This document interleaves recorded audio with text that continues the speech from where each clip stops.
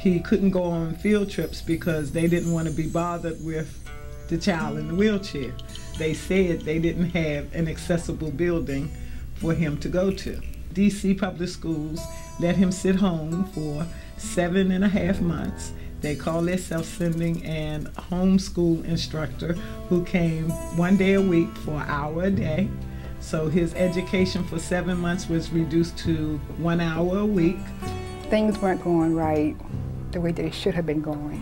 They wanted to turn him over to Child Protective Services, and I knew that I couldn't do that, and they would risk all of them being separated. Moses had a hard time at Dairy School.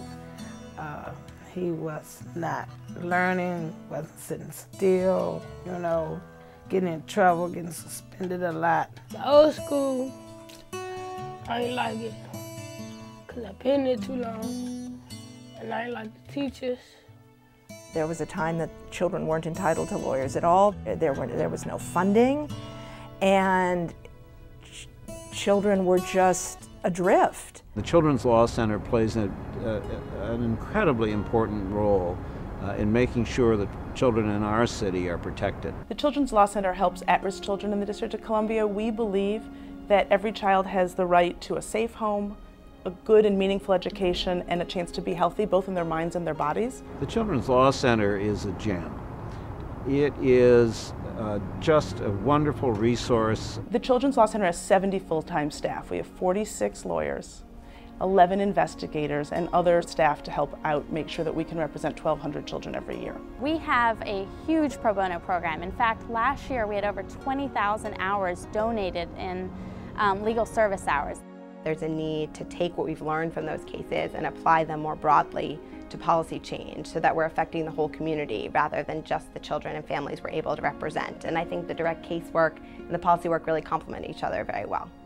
Our job is to actually represent that child's best interest. There's really nobody who's looking out for that individual child but their lawyer. One client of mine who was 5 years old at the time I met him. This was a child who, at the time that I met him in the hospital, had bruises and marks and broken bones, literally from the top of his head down to his toenails, which were bruised. And he was getting beaten for stealing food from the caretakers. And I came home that night, my wife asked me how my day was, and I sat down on the sofa and I put my head in my hands and I just sobbed. I sobbed.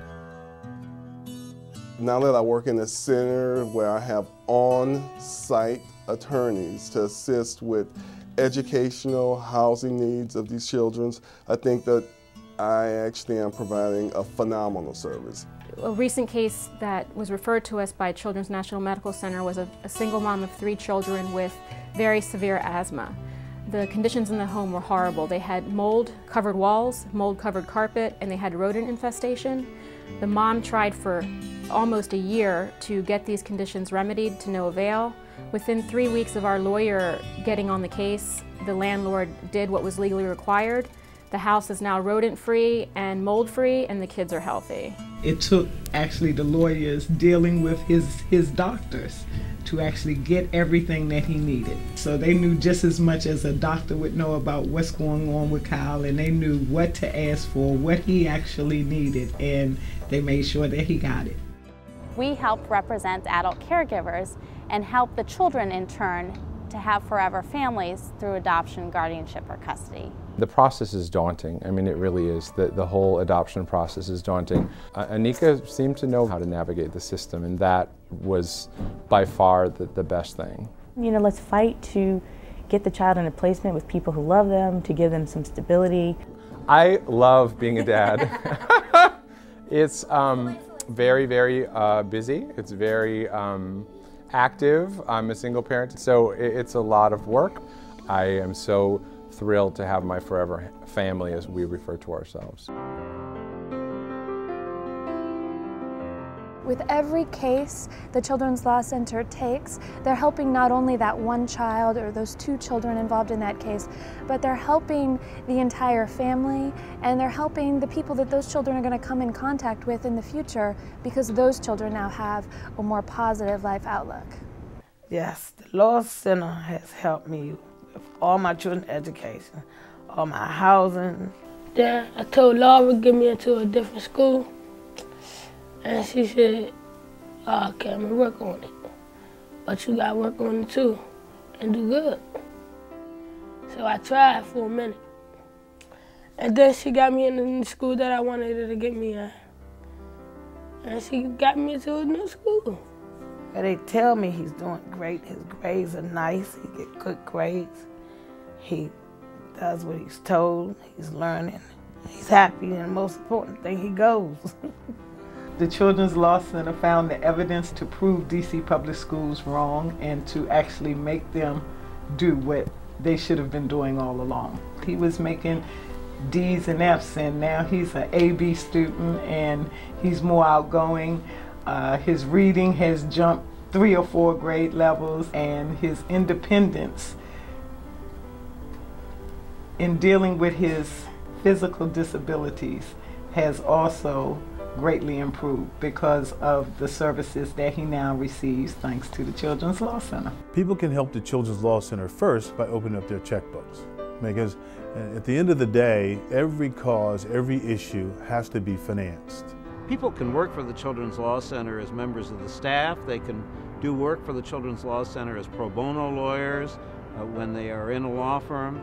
They can help the Children's Law Center by donating funding and getting their law firms to make gifts to the Children's Law Center as well. It means making an investment not only in the future of my clients who I adore, but also a future for my kids.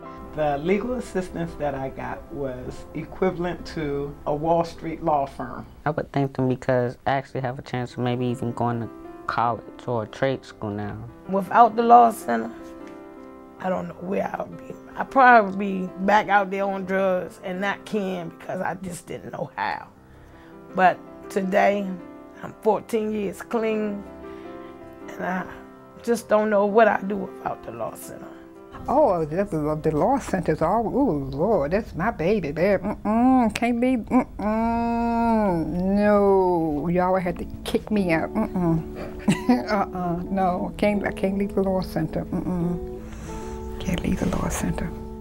I thank the Children's Law Center for getting me into the proper school so I can actually learn and actually have a chance to do something besides maybe having other people help me, and I can actually do something for myself. What do you think you want to do?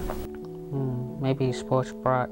I would be a sports broadcaster, or I would maybe a chef or something. Would you be a lawyer? Maybe. I don't know.